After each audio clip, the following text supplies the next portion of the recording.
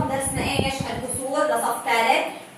انا كانت فكره الفيديوهات تبعاتي انه اول شيء انه الطلاب اللي عندي يستفيدوا، هاي اول شيء، اول فكره انه الطالب اللي بغيب عن الحصه ممكن انه يرجع على قناتي على اليوتيوب ويشوف الدرس المشروح له خاص صف خامس وسادس وسابع. ثاني شيء كانت الفكره الثانيه للاستفاده من الفيديوهات تبعاتي انه كأن انا عندي لابني درس الكسور وعندي كمان درس اللي وراه الكسور المتكافئه، كيف شو الافكار اللي لازم ابني يكون ممتصها، من وين بدي ابلش له؟ انا بدي ابلش له انه يقرا الكسور ولا بدي ابلش له انه يمثل ما هو الكسر الذي يمثل الشكل التالي، ولا بده يعمل كسور متكافئه ولا جمع ولا مقارنه؟ انا بالفيديوهات اللي انا بدي اعملها بدي اسهل على الام اللي بدها تدرس ابنها في البيت او بدها تراجع لابنها في الدار، ممكن تفتح على الفيديو تبعي وتعرف انه مثلا هي من الدرس الاول بالكسور والدرس الثاني بالكسور شو الافكار اللي لازم يكون ابنها ممتصها. نبدا؟ جاهزين؟ اوكي. اول شيء بالكسور بده يعرف الولد اللي صف ثالث يقرا الكسر. اول شيء بدك تعرف تقرا الكسر. طبعا انتم بتعرفوا انه الكسر بسط ومقام. جاهزين؟ طيب اول شيء نبلش بقراءه الكسور. الكسر اللي بسطه واحد ايش بقرا؟ مع بعض بدي اياكم تنزلوا صايمين، بدي اياكم متنشطين، بدي اياكم جاهزين، لما احكي مع بعض تقراوا صح، اوكي؟ طيب ربع تسع، صح؟ طيب الفكره الثانيه مثلا بالقراءه انه يكون البسط اثنين، ما انت بدك تفصلي له انه هون البسط واحد قراءته شيء، البسط اثنين قراءته شيء، البسط اي رقم ثاني قراءته شيء ثاني. طيب مين يقرا هدول؟ مين متذكر من هذيك الحصة؟ وسام. ربعان. برافو عليك، ربعان. سبعان. مع بعض. ثمان. تسعان. خمسان. فإذا أتقنا اثنين ثلاثة إنه يصير البسط ثلاث، إنه يصير البسط أربعة، إنه يصير البسط سبعة، إنه يصير البسط ثمانية. حكيت لكم تقرأ ثلاثة أرباع. مين يقرأ هذا؟ مين يقرأ؟ أربعة أخماس. برافو عليك. مين يقرأ؟ رفع ايدين. قتيبة. سبعة أثمان. ثمانية أجزاء. 8 أجزاء. أحمد صابر. 7 أخماس. حطوا تاء. كلام. 7 أخماس. 7 أخماس. هاي 6 أربعات. 6 أرباع. 6 أرباع. يلا صلحوا لبعض.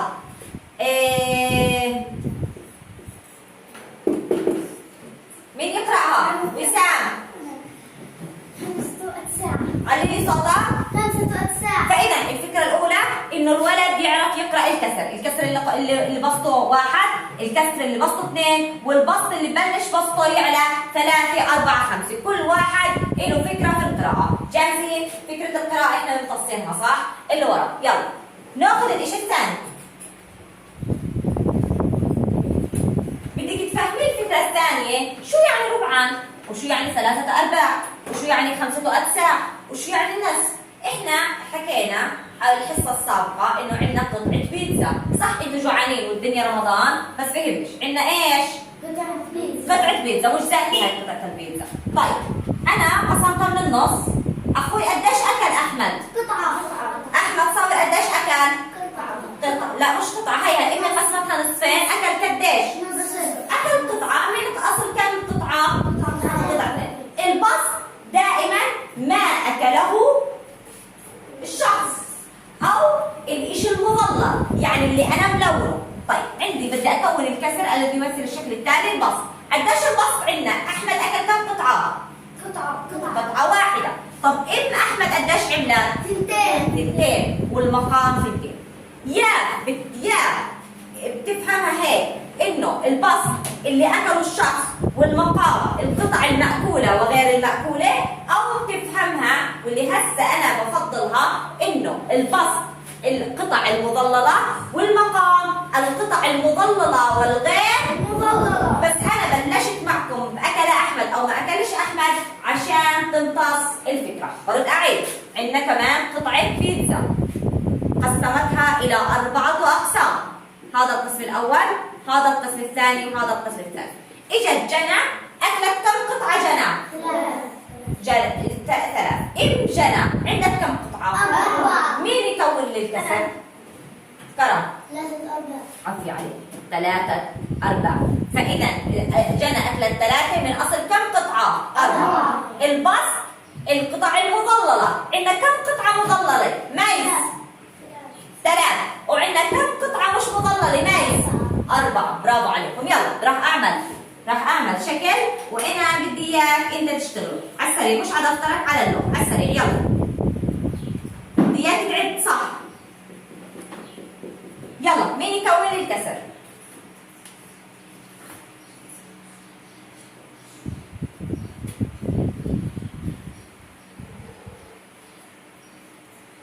بدون ما تقرأوا، كونوا بدون ما تقرأوا.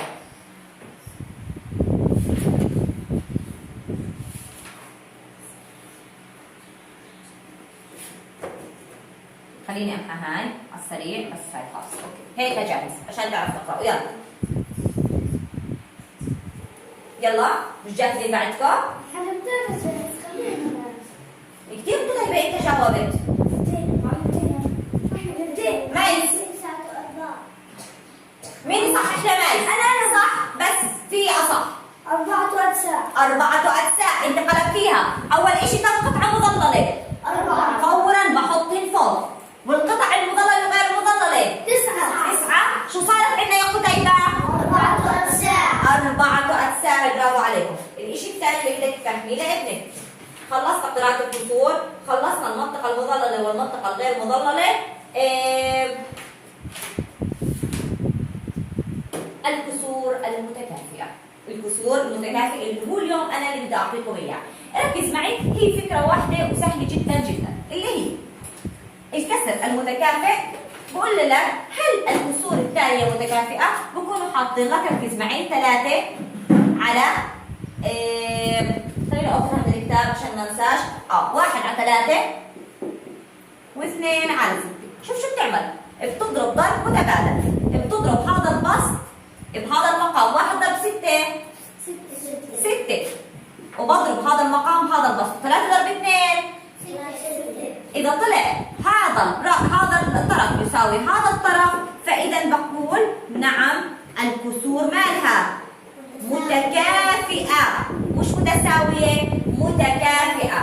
طريقة الكسر المتكافئ، برد أعيد، بضرب بسط الكسر الأول بمقام الكسر الثاني، وبضرب مقام الكسر الأول ببسط الكسر الثاني. برافو عليك يا أحمد.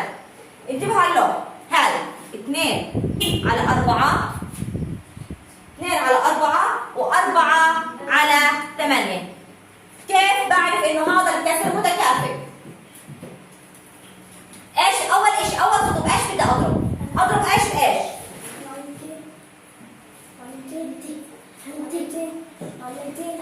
عارفين؟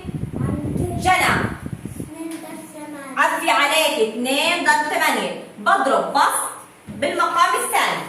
وايش بدي اضرب؟ قديش 2 ضرب 8؟ 16. طيب شو بدي اعمل كمان؟ احمد المقام تبعت 4 ضرب 4 16. هل الكسور متكافئة؟ نعم الكسور متكافئة. خذوا سؤال على الدفاتر. يلا. وهاي الفكرة الثالثة في الدرس الأول والدرس الثاني، إنه قراءة ابنك يعرف يقرأ الكسور. هاي أولا اللي مقامها اللي بسطها عفوا 1 واللي بسطها 2 واللي بسطها بصير عاد يزيد 3 4 5. ثاني شيء بده يعرف يمثل تمثيل الكسور بالاشكال، يعني هاي الاشكال الكسور اللي تمثل هاي الاشكال.